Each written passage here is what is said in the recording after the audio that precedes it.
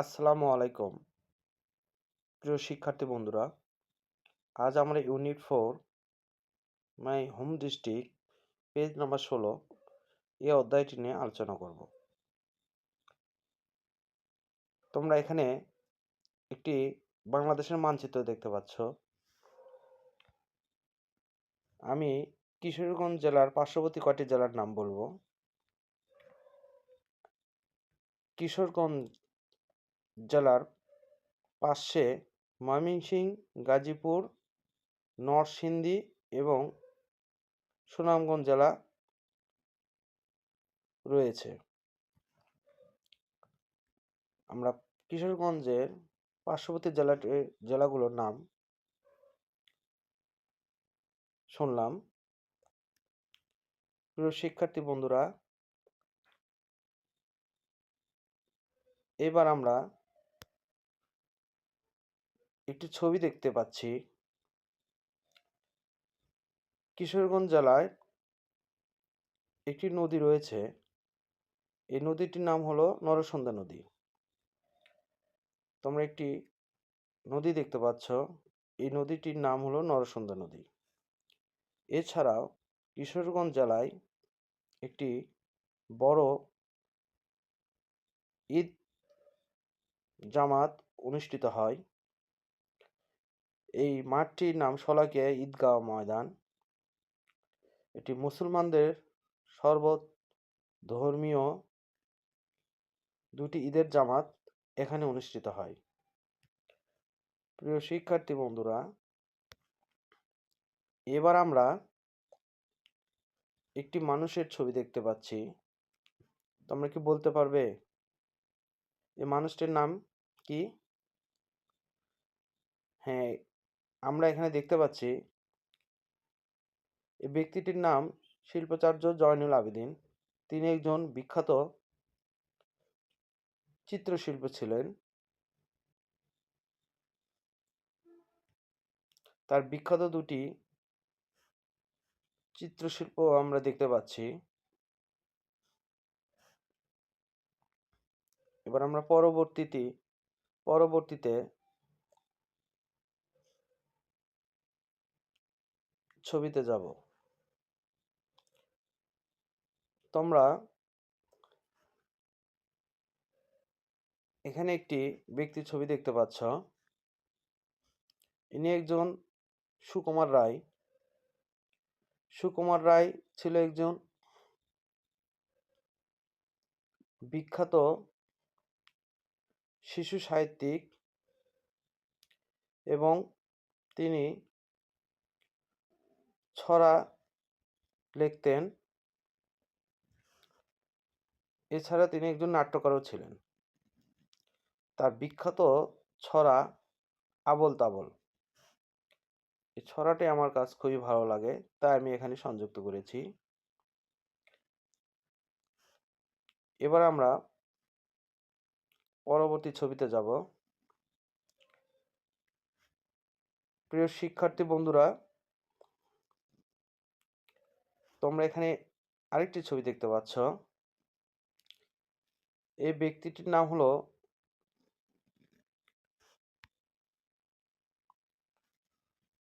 উপেন্দ্র কিশোর রায়চৌধুরী। তোমরা এই ব্যক্তিটির ছবি তোমাদের পাঠ্য বইয়ে দেখতে পাবে। এই উপেন্দ্র কিশোর রায়চৌধুরী তিনি একজন ছোটদের অনেক সুন্দর সুন্দর গল্প লিখতেন। এখানে আমি তার বিখ্যাত দুটি ছোটদের নির্বাচিত গল্পের বই সংযুক্ত করেছি। একটি হলো গল্পের ঝুড়ি সেরা কিশোর গল্প। এছাড়াও তার আরও কিছু গল্পের বই রয়েছে। আরেকটি হলো ছড়া চড়ই আর বাঘের কথা। এই গল্পটি অনেক সুন্দর। আরেকটি গল্প রয়েছে গল্পের ঝুড়ি। তাহলে আমরা উপেন্দ্র কিশোর রায়চৌধুরীর বিখ্যাত গল্পগুলো দেখলাম। ইনি কিন্তু কিশোরগঞ্জ জেলায় জন্মগ্রহণ করেছেন। প্রিয় শিক্ষার্থী বন্ধুরা, এবার আমরা পরবর্তী কিশোরগঞ্জ জেলায় অবস্থিত বিখ্যাত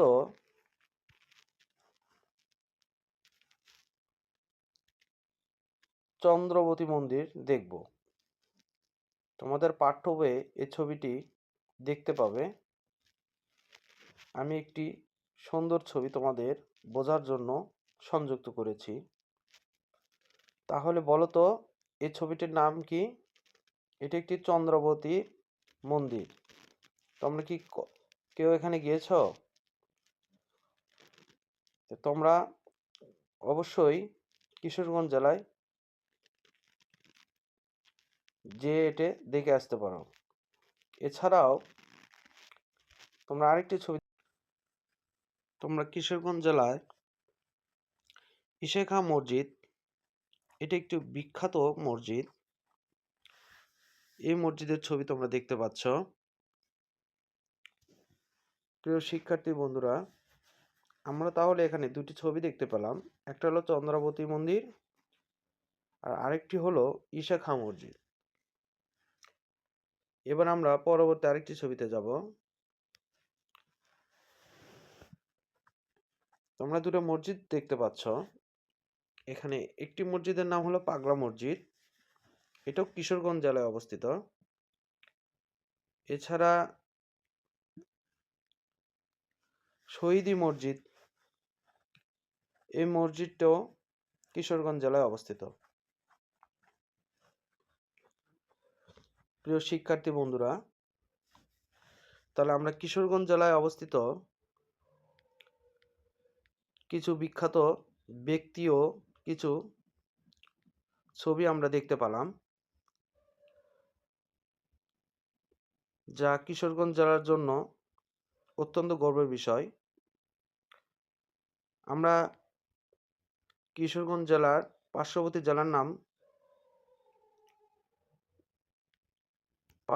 জেলার নামগুলো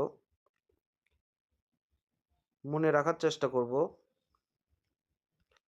এছাড়াও কিশোরগঞ্জ জেলায় কোন নদীর তীরে অবস্থিত এবং বিখ্যাত ঈদগাহ ময়দান কোনটা সেটা আমরা জানব।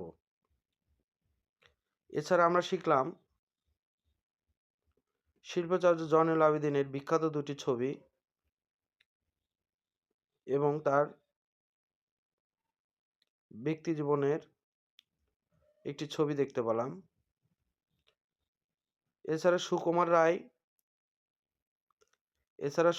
রায়ের একটি বিখ্যাত ছড়া Abol Tabol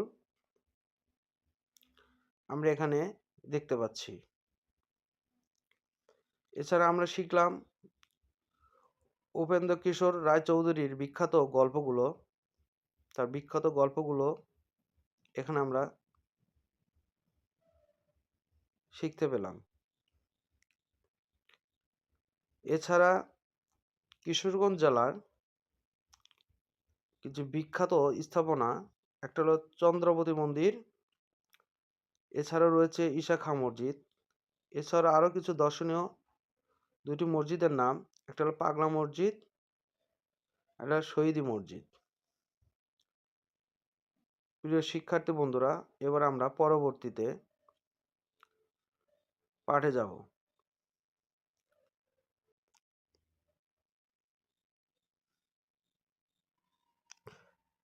Grandfather, yes, you can talk to me now. দাদা, হ্যাঁ, তুমি এখন আমার সাথে কথা বলতে পারো।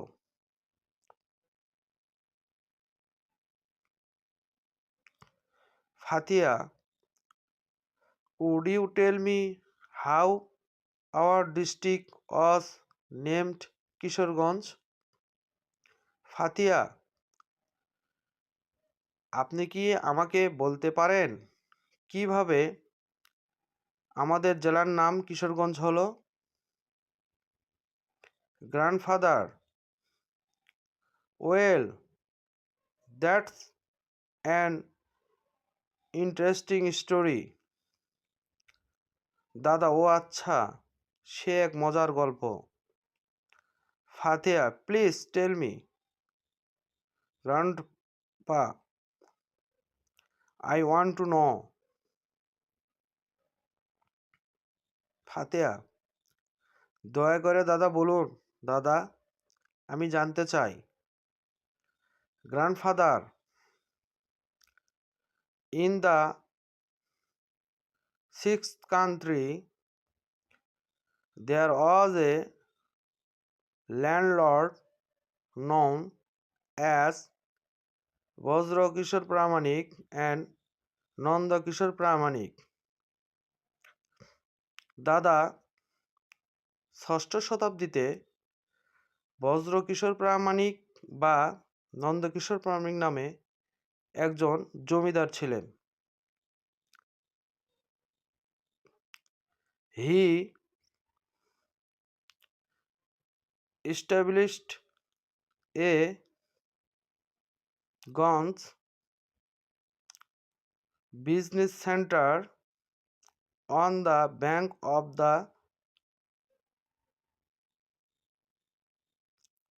ব্রহ্মপুত্র রিভার। দাদা, 6ষ্ঠ শতাব্দীতে বজ্রকিশোর প্রামাণিক বা নন্দকিশোর প্রামাণিক নামে একজন জমিদার ছিলেন। তিনি ব্রহ্মপুত্র নদীর তীরে একটি গঞ্জ ব্যবসায়িক কেন্দ্র স্থাপন করেছিলেন।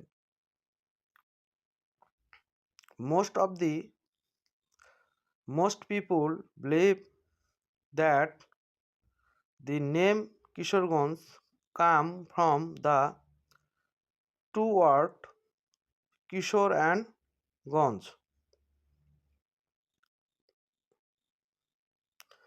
অধিকাংশ মানুষ বিশ্বাস করেন যে কিশোরগঞ্জ এবং গঞ্জ এই দুটি শব্দ থেকে কিশোরগঞ্জ নামের উৎপত্তি হয়েছে।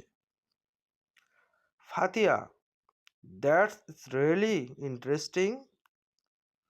ফাতিয়া, এটা সত্যিই খুব মজার। Thanks for sharing the story. গল্পটি শেয়ার করার জন্য ধন্যবাদ।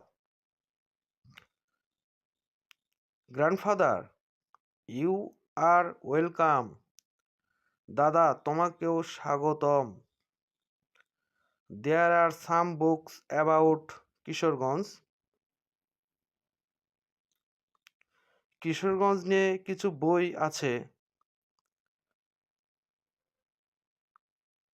Those will help you know more about your home district. এগুলো তোমাকে তোমাদের নিজের জেলা সম্পর্কে আরও জানতে সাহায্য করবে। Fatia, oh sure, I will certainly read them and try to know more. Fatia, ওহ নিশ্চয়, আমি অবশ্যই সেগুলো পড়ব এবং আরও জানার চেষ্টা করব। ধন্যবাদ প্রিয় শিক্ষার্থী বন্ধুরা। পরবর্তীতে আরেকটি ভিডিও ক্লাস নিয়ে তোমাদের সামনে হাজির হব। আমার ভিডিওটি ভালো লাগলে অবশ্যই লাইক এবং কমেন্ট এবং সাবস্ক্রাইব করবে।